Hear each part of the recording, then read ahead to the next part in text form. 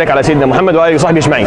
So today, inshallah, we will finish Bab al-Zakat, the chapter of Zakat. It will be the last lesson where we study the chapter of Zakat, inshallah. So I'll do a quick revision of what we've done so far, and then I'll wrap up at the end with. It's a simple chapter in the book because the chapters of Zakat usually are left studying finances in Islam is usually left for those who are going to specialize within that. So to study a secondary or tertiary text in fiqh, you would find the chapters of zakah and other things to be much bigger. We will study a few more issues of finance as we go along in the book. I mean, there'll be a part of that has more issues of trade and business later on. But as far as zakah goes, it's pretty simple in the book. It's not very long. So I'll do a quick revision with you guys. See, inshallah, if everyone kind of remembers what we talked about.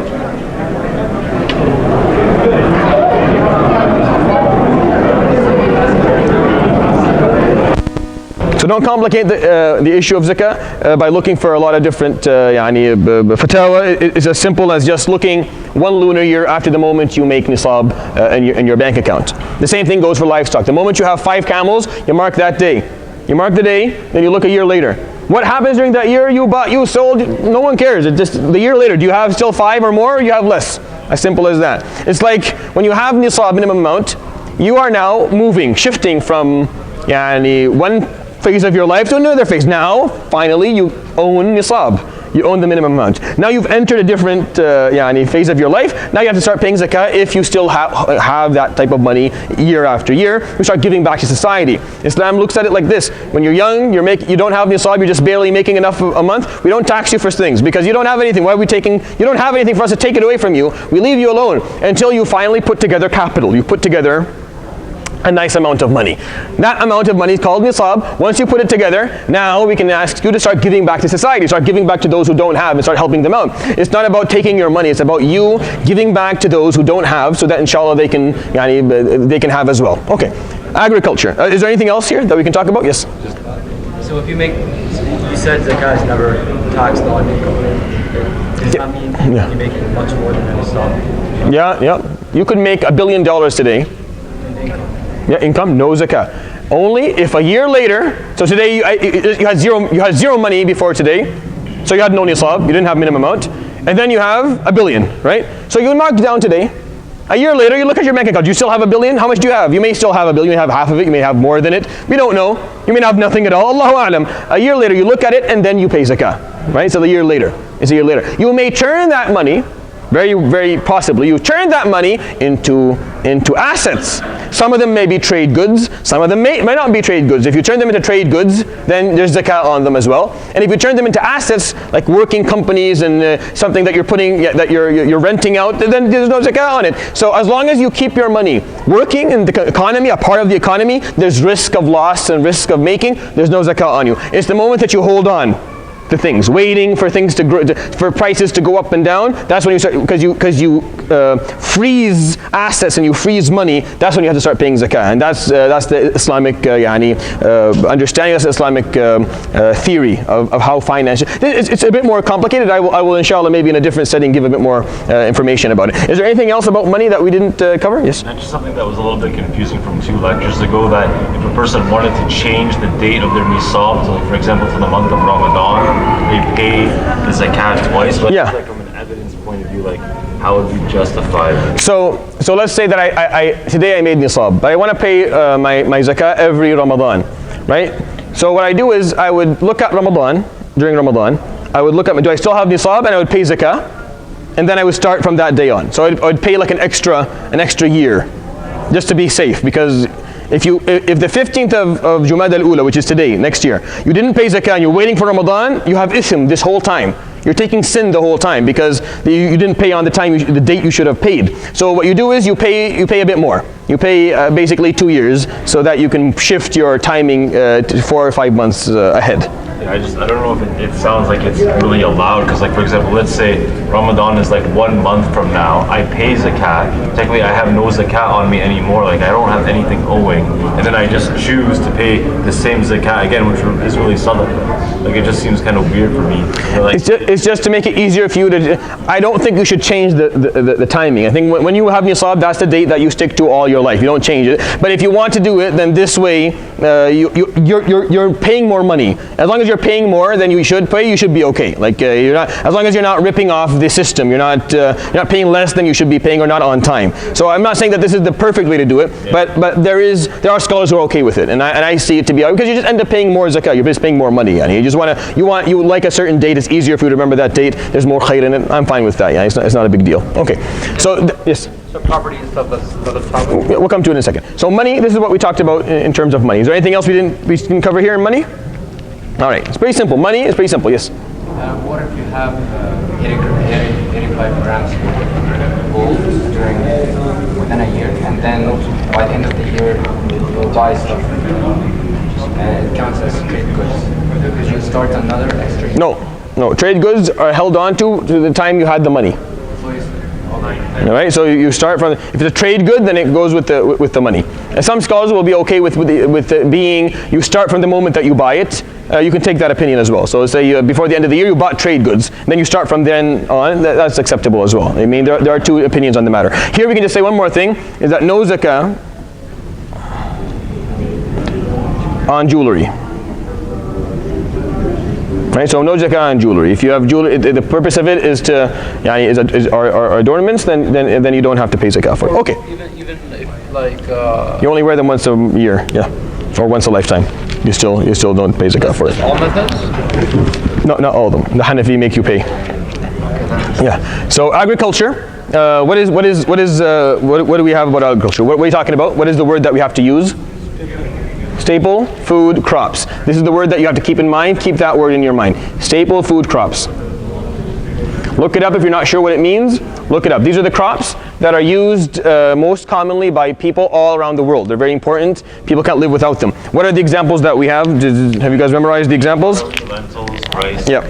So memorize those 5. They're important. Wheat, qamh, barley, sha'ir, lentils, adas, rice, ruz, and what's the last one? Corn, dhura.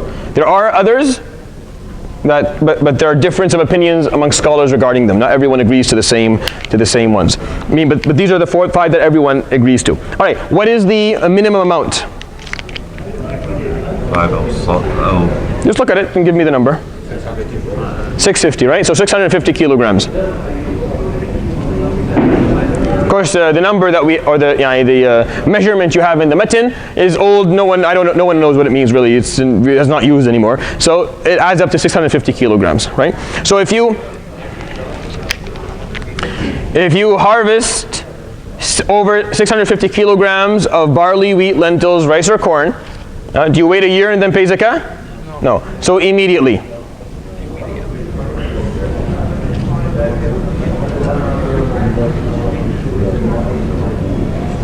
Right? So it's immediately zakah. Now how much do we pay? Oh, that's what I'm saying. I felt like we missed something here. You pay here 2.5%. I felt there's something missing. So 2.5%. What do we pay for agriculture?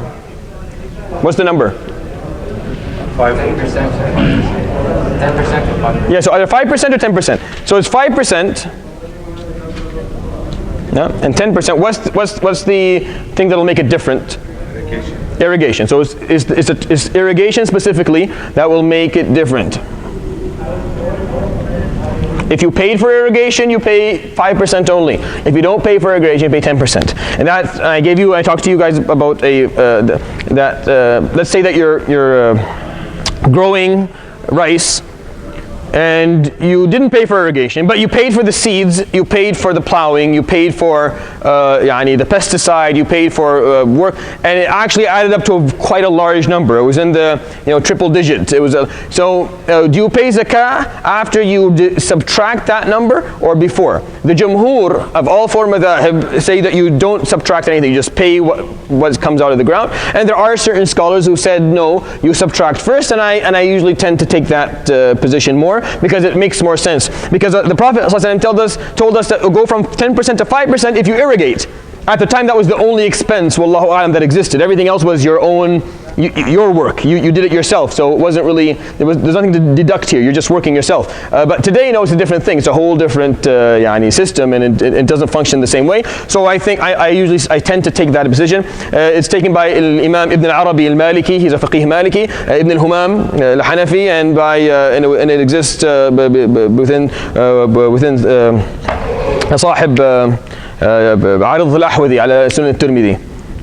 I can't remember the name. There are three scholars who have looked at it like this, and it is the chosen fatwa of the Mujamma' al-Fiqh al-Islami today. So if you look up what the Mujamma' al-Fiqh al-Islami talk about today, they'll offer this fatwa, and this is how they look at it, because of the fact that there's a lot of money that goes into growing these staple food crops sometimes. Meaning there's a lot of money that is spent nowadays, not like what it used to be before. So it makes sense that we don't get to make a farmer pay zakah on a losing expedition. Like he went and he grew and he lost money, and then he has to pay zakah even though he lost money. He didn't make anything. That's making him poor. That's making him less likely to do agriculture. It's actually killing the whole system. So it fits the spirit of the Sharia a bit more to think like that. Anyways, that's a difficult thing. That's not the Shafi'i's madhab anyway, but I just thought that I would add that. Okay, fruits. What are the fruits? Those scholars say don't pay at all, or after 1 year. He said no. He says subtract what you spent to make it first, and then pay zakah if the amount is still. Yeah. So what are the fruits? They are grapes and dates. Yep, dates and grapes. All right. What is the nisab? Same thing. All right. So the number is the same. 650 kilograms. Yep. And it's just like also immediately zakah. How do you calculate 650 kilograms of inab? Like, do you put it all in one and then wouldn't it squish? No, well, when you harvest inab, you put it like in cartons and crates. So you just keep on weighing the crates until you add up how much you have at the end.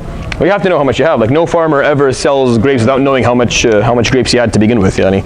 Believe me, farmers know exactly how much they harvest. I mean, that's the same thing here, right? 5%, 10%. So you can see there's a lot of similarities between fruits, agriculture and fruits, in terms of how we deal with them. Very little differences. The differences are just what the selected items are. Stable food crops for agriculture, and grapes and dates for trade goods. What are examples of trade goods? I gave you guys examples of trade goods last time. Sure, we can pay either food or so the Shafi'iyya don't, in the zahir of their madhab, don't allow you to pay money. You have to pay. So from here you have to give sheep and camel. From here you can give money. From here you have to give from the actual crop itself. Here you have to actually give the grapes and dates. And here you can give money. But the Hanafiyya, and there is an opinion within the madhab al-Shafi'i and an opinion in the madhab al-Hanbali that are okay with you paying money, and that also applies to sadaqat al-fitr. So the zakat al-fitr of Ramadan also applies to the same thing. Every year there's a big fight. Every people start yelling at each other that's haram and I have to pay money. No, you have to. So there's a big difference of opinion that is really not justified. There are two different opinions here that are valid. You can do what you want if you have the ability to give out the actual crop itself, like from these stable food crops. Then do so. If you don't have access to it and people don't benefit from it, then please give their amount in money. What are the example of trade goods? These are important. I gave you guys examples of trade goods. So okay, so let's say land, right? Land and cars, for example. What else? Cell phones. Stock, or stock within a stock of a company. Houses. Right? So basically any asset. Any asset that you have, right? These are examples of assets that you can own. Now, what do they have to be? They have to be with the intention of selling. Meaning the reason that you have them is that you want to sell them to make money. That you are a businessman, you are buying and selling. That's what you're doing. If that's what you're doing, then you pay zakah. Sorry. What is the nisab? It has to be 85 grams of gold. So it's like money, it has to be the same amount, right? You have to have passing of a year.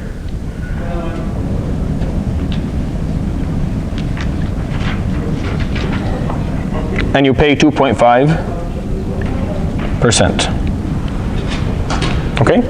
To make this as simple as possible. Now, we talked about, like, there was a lot of questions last time. I think I answered a good number of them. These assets have to have the intention of selling. If you own a house and you are renting it to someone, you don't pay zakat on it. If you have a piece of land and you're working on that piece of land, you don't pay zakat on it. If you have a lot of land and people are renting it and using it, then you don't pay zakat on it. If you own cars and you have a taxi company, those cars are being driven around, you don't pay zakat on it. You only pay zakat on assets that are being prepared for selling and they sit around for a year. That's what you have to pay zakat on. Assets that are prepared for selling and they're sitting around for a year. This encourages you to do what? To sell them quicker. To move assets, to move goods in the economy. Don't hold on. Merchants and businessmen do this a lot.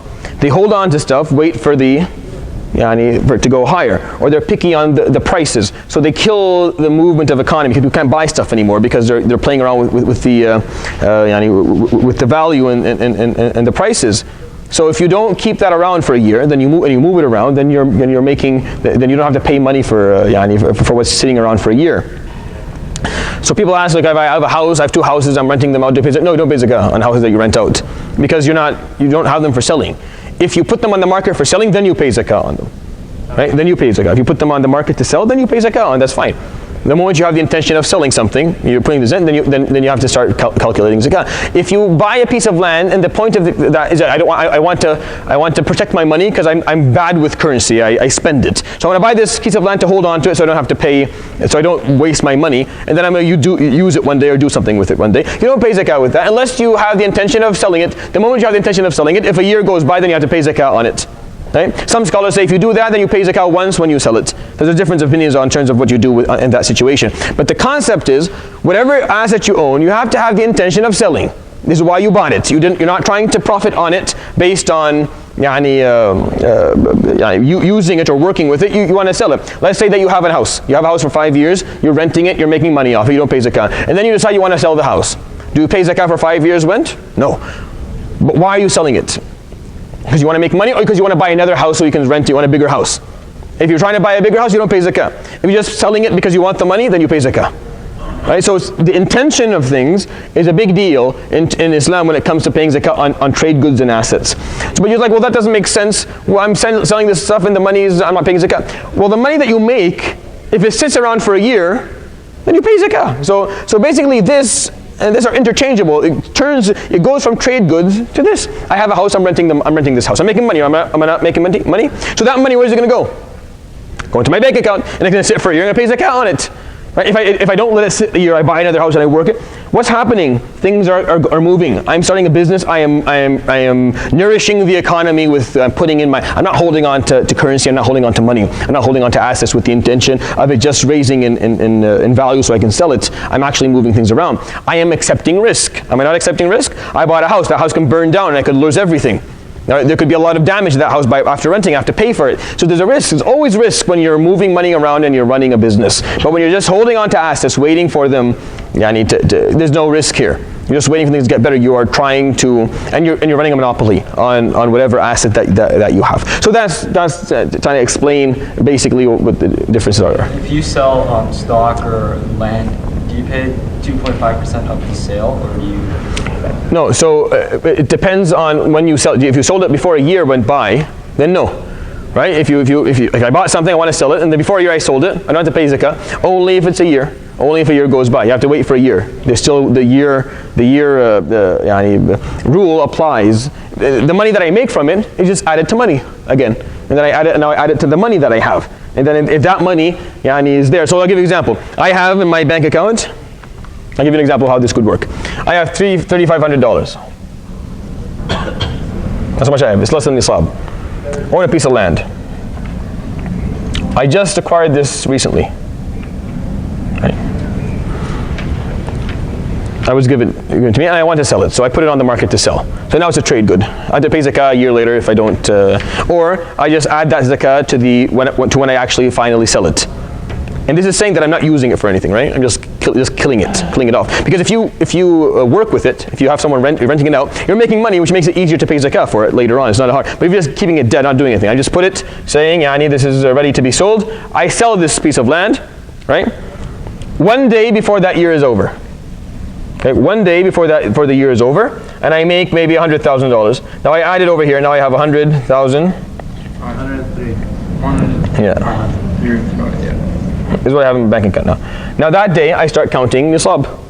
From that day I start counting how much money I have. Right, I start counting, and then a year later if I still have that money, I pay zakah for that. Unless I go and I put it somewhere else, and I buy something else with it. And I'm moving money around, I'm buying, I'm selling, but I'm doing it with under a year limit. Right? You can't really fool the system when it comes to getting, because this transfers into this and this transfers into that. It's back and forth. It's going back and forth all the time. Right? So and if you're moving money around, you're actually keeping the economy moving, so you're not harming it. So zakah is not required. Okay. Now, what's left from this that we talked about last time? So there's two things actually. One of them was Zakat al-Fitr.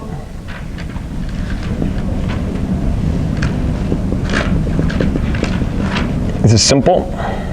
What is Zakat al-Fitr? Pay zakat after. Yeah, so Zakat al-Fitr is the zakat that we pray at the end of Ramadan, right? So when is it wajib in the Shafi'iyya? Look at the thing and tell me. When is it wajib for the Shafi'iyya? 2 days. Read it.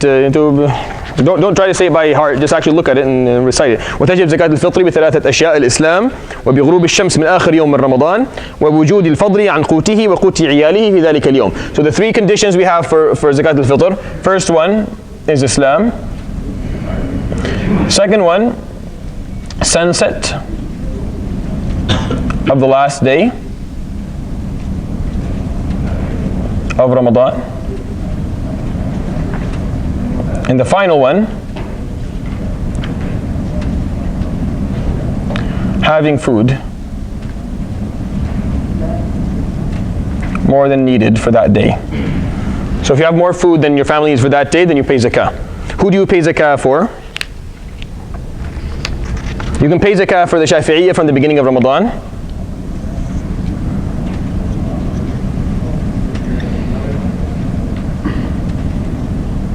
Imam Shafi'i is okay from the beginning of Ramadan.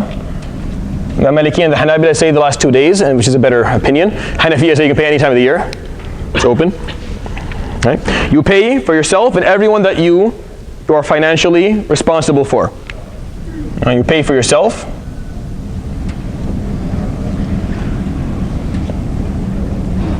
And everyone financially responsible for. Someone paying on someone else's behalf.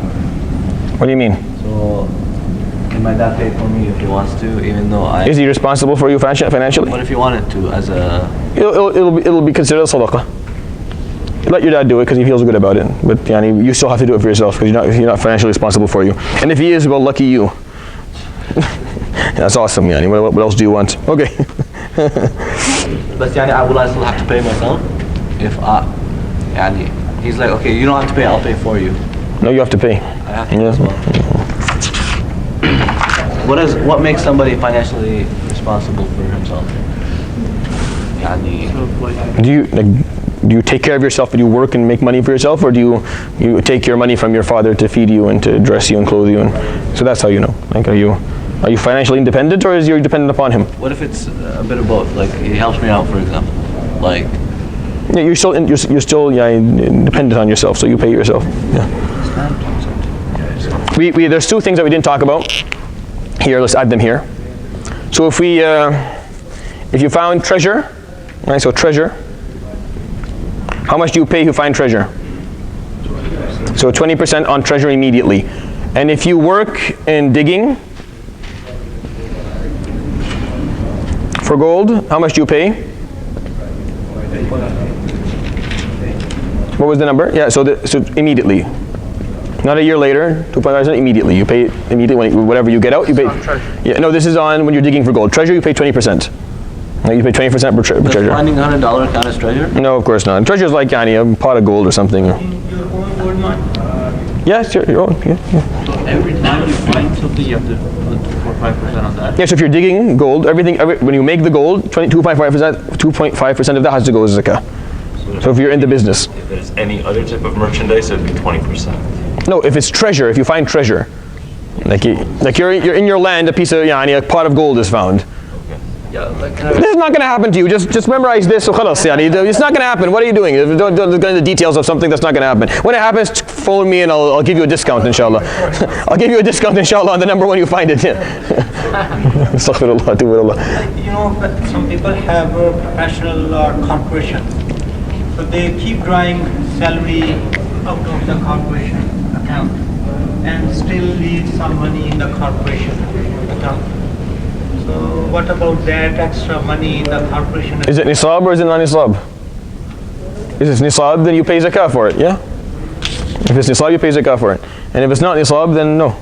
And what is it being used to in the corporation? You have to ask that question. What is it being used for in the corporation? Is it turning into assets? Is it just sitting there as money? Is it, if you bought something with it, is it being used as trade? What is it being used for within the corporation? So you have to ask the questions to find out the answer in order for me to tell you what's okay.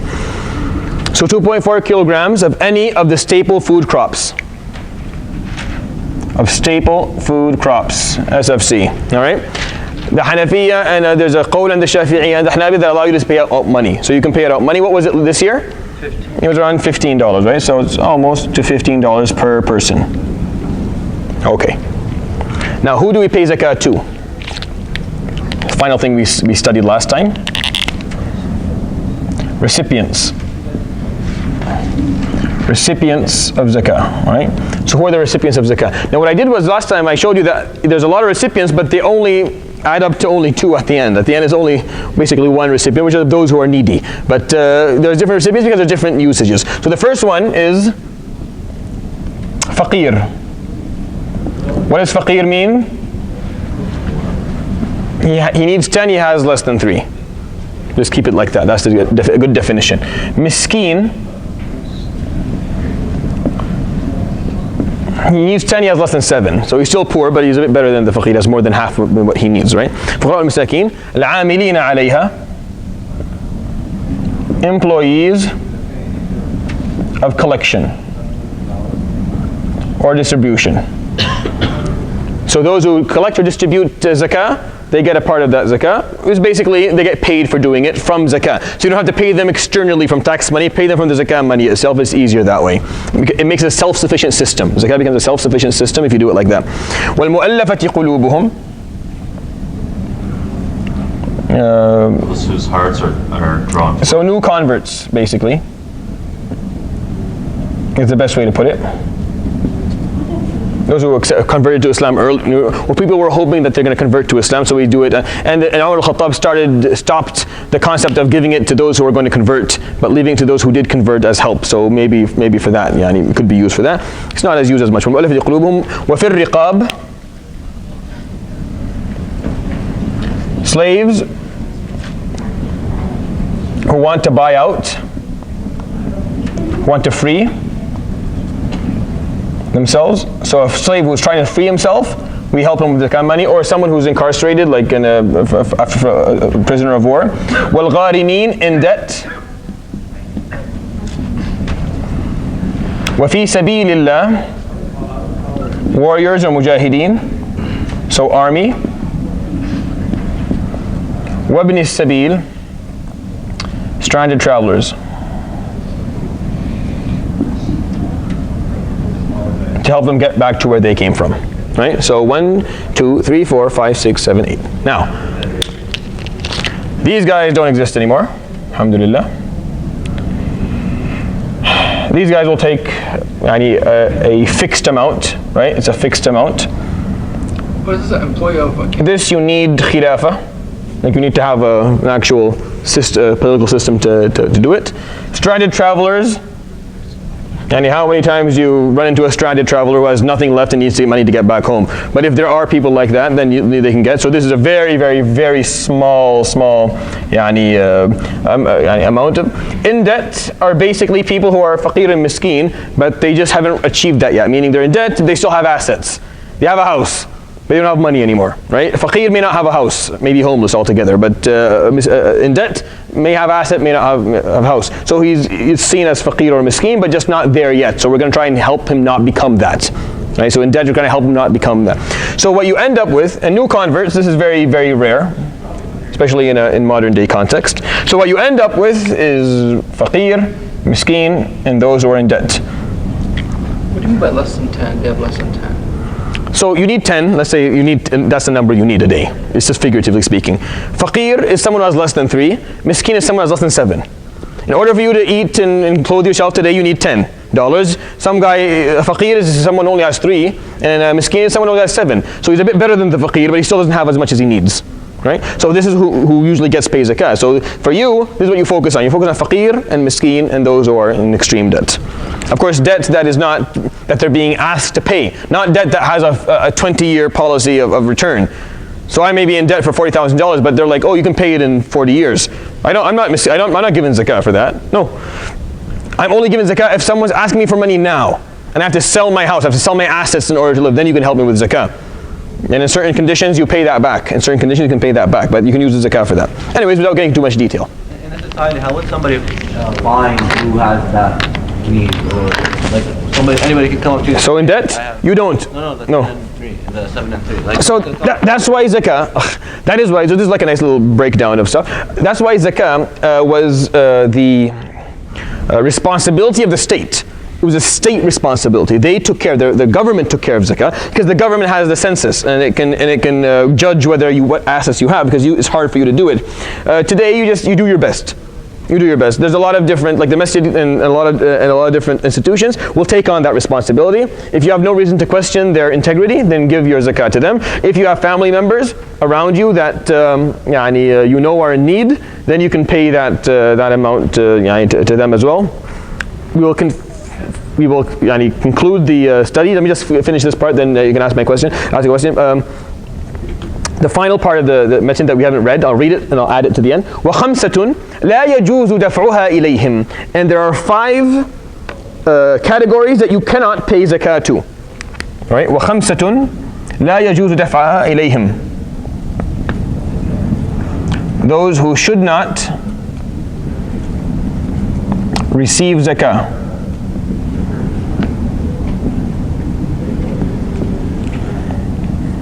So there are 5 categories. الغني بمال أو كسب. So wealthy, whether through inheriting money or making money. بمال, I mean he has money, he inherited or was given to him, or he actually worked hard and made that money. If you have money, if you need 10, you have 10 or more, then you don't need zakah. So this is basically you have more or equal to 10. Based on our earlier, what we were referring to earlier. وَالْعَبْدُ, and a slave that is not trying to leave slavery, right? So a slave that's trying to get out of slavery, we help him with the money of zakah to get out if he wants to become free. But there are slaves who don't want to, right? You don't give them zakah because they're choosing to stay in this situation. You want to get out, then we'll help you with the money. But if you want to stay the way you are, then why would he give you? That money's going to go to your master anyway, and he probably has a lot, so there's no point. If you're trying to get out, then we'll help you with that to get out.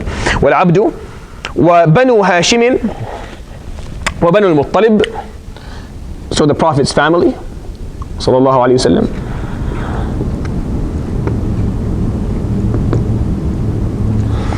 So the Prophet's family, alayhi sallam, here, now they differ on who the Prophet's family is. It's a long debate, it's a long one. I'm not getting into it, please don't ask me. Shafi'iyya, yes. No, I'm not going to get into this. It's just too many opinions. The Shafi'iyya say Banu Hashim and Banu Muttalib. Those are the 2 families that are considered the Prophet ﷺ's family. Other madhab have different opinions on who exactly is considered the Prophet ﷺ's family. The Hanafiya have an opinion, the Hanabi, the Malikiya, they differ. It's not that important because it doesn't apply as much today because of the fact that things have spread in so many different directions, what we're left with for zakah is, unless you claim to be related to the Prophet, we'll give you zakah.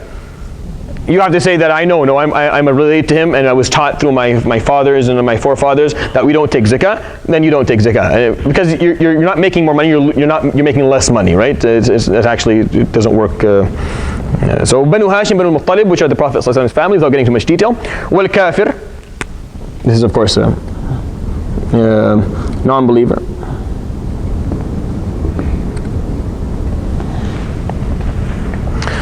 الزهري, Imam al-Zuhri rahimahullah, Ibn Sirin, and Zufar from the Hanafiya, one of the three scholars of the Hanafiya, Zufar, Imam Zufar, they said you can give it to a kafir with certain conditions. Meaning a kafir who lives amongst the Muslims and is a part of the financial system, they can give them zakah. It doesn't make sense to give zakah to a kafir because they don't participate in the whole issue. They're not participating with you. They're not paying zakah for them to receive zakah. Like they're not a part. When they have money, they're not going to pay zakah. So why would they receive it when they don't? When they're not? They can receive other forms of help, but to receive zakah specifically, they would have to participate in it when they have money, and they're not going to. So that's why they don't get it. It's not like we're excluding kuffar. This is a religious. This is a religious financial system. If you're not going to participate in it when you have money, why would you receive it? And why would you be on the receiving side of it when you don't? So that's the reason. But there are scholars who said you give it to them, especially if they're living amongst you and they're from Ahl al-Dhimma.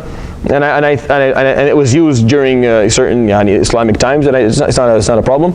The last one, وَمَنْ تَلْزَمُ الْمُزَكِّي نَفَقَتَهُ لَا يَدْفَعُهَا إِلَيْهِمْ بِاسْمِ الْفُقَرَاءِ وَالْمَسَاكِينَ. Those who you are financially responsible for.